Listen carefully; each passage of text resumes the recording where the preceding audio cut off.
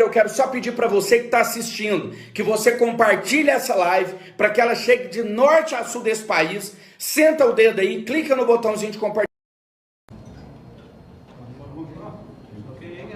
Okay.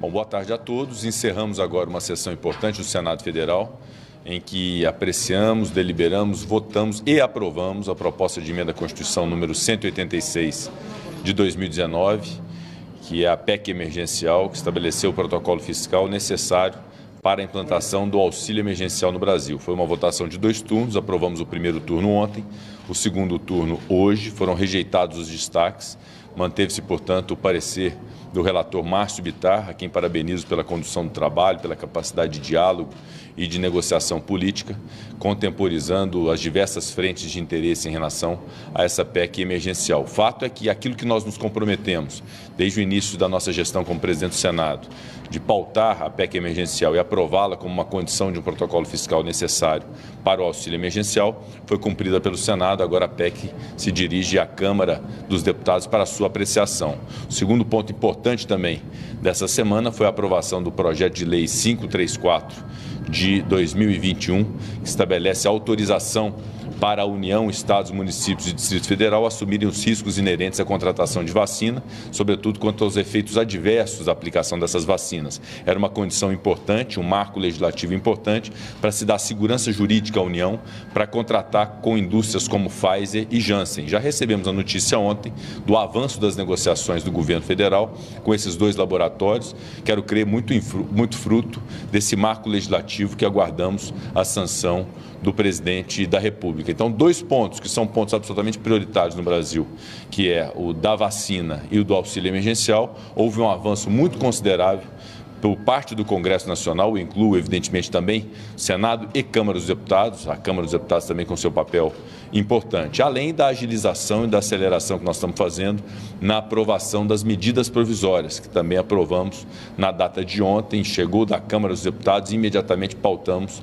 a medida provisória 1004, também referente ao enfrentamento da vacina. Hoje à tarde, às 16 horas, nós receberemos a visita de autoridades, inclusive do diretor da Anvisa, para que possa dar o depoimento a respeito do andamento dos processos de autorização e registro das vacinas no Brasil. Um requerimento da senadora Rose de Freitas, já aprovado no plenário, e que nós vamos cumprir também nessa audiência de 16 horas do Senado Federal. Presidente. Ontem o senhor se reuniu com o ministro Ramos e outras lideranças do Congresso. O ministro estava hoje de novo aqui durante a sessão plenária. Há uma sinalização do governo aprovada no Senado de quando o auxílio emergencial vai vir para o Congresso? Ainda não há essa definição. Nós tivemos realmente uma reunião com o ministro Ramos ontem, com o presidente Arthur Lira, justamente para discutir os termos dessa proposta de emenda à Constituição. Isso agora já está superado, prevaleceu o texto do senador Márcio Bittar.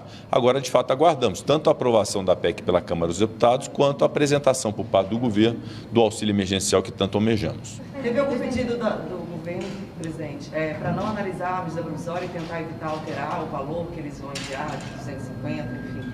Teve algum pedido? Não houve nenhum pedido nesse sentido. O presidente da Câmara sinalizou, presidente, quando vai voltar lá? Já tem conversões com vocês, vai ser amanhã, semana que vem? O presidente Arthur Lira tem imprimido muita velocidade nessas questões relativamente ao enfrentamento da pandemia.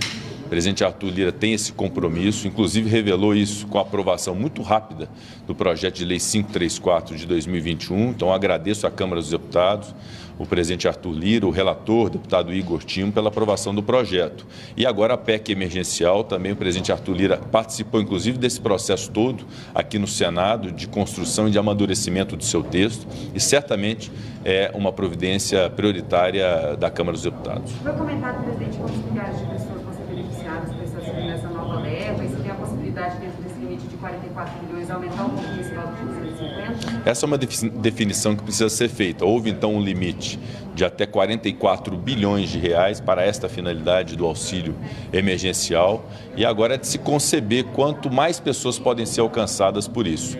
Mas uma vez aprovada a PEC do auxílio emergencial, a PEC emergencial que viabiliza o auxílio emergencial, nós temos agora que começar a discutir de maneira muito firme e segura a possibilidade da perenização de um programa social no Brasil, de renda mínima, de renda cidadã, que possa dar dignidade a essa camada social que precisará desse alento do Estado, até que nós possamos ter uma recuperação plena da economia para gerar emprego. O mais importante é a geração de emprego e de trabalho para as pessoas, porque ninguém quer a favor do Estado. As pessoas querem ter a sua própria capacidade de trabalho e viver da sua força de trabalho. Mas, evidentemente, que há uma camada que precisa ser assistida, nós temos plena compreensão disso e teremos, por parte do Congresso Nacional, todo o envidamento de esforços para poder dar a essas pessoas uma renda mínima cidadã para que possa ter no Brasil justiça social.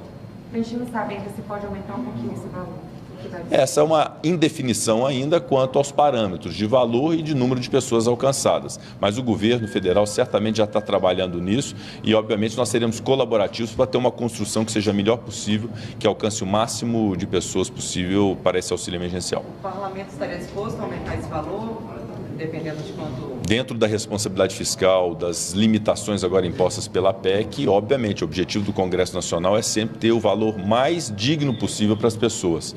Nós, no ano passado, aprovamos um valor de R$600, depois foi continuado com R$300, em razão do momento de ápice da pandemia. Vivemos ainda o momento de ápice da pandemia. Obviamente que nosso desejo era poder assistir o maior número de pessoas com o maior valor possível, mas nós temos as limitações fiscais, temos que encarar essas limitações fiscais e vamos buscar fazer algo muito equilibrado para assistir o maior número de pessoas possível no Brasil. Muito obrigado.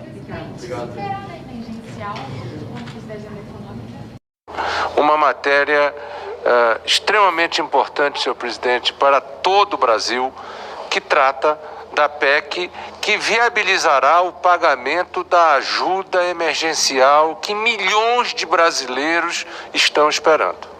Acho que esse é um tema que nós não podemos deixar de colocar diante do adendo do relatório de Vossa Excelência no dia de hoje. Esse relatório tem, entre suas principais medidas, viabilizar o pagamento do auxílio emergencial a milhões de brasileiros que estão aguardando essa ajuda em função de uma pandemia que mata brasileiros em todos os estados, lamentavelmente. Meu estado, o estado do Amazonas, tem sofrido, o estado de Vossa Excelência, como todos os estados brasileiros. Hoje não há exceção em relação à dor que sofremos. Portanto, esta é uma PEC que trata desta questão. Acho que é importante também destacar um avanço que Vossa Excelência fez, muitas vezes não concordando com a sua opinião, mas entendendo que na democracia a vontade da maioria se sobrepõe muitas vezes à nossa própria opinião. É a manutenção da vinculação dos recursos para a saúde e educação. Porque milhões de brasileiros estão nos assistindo nesse momento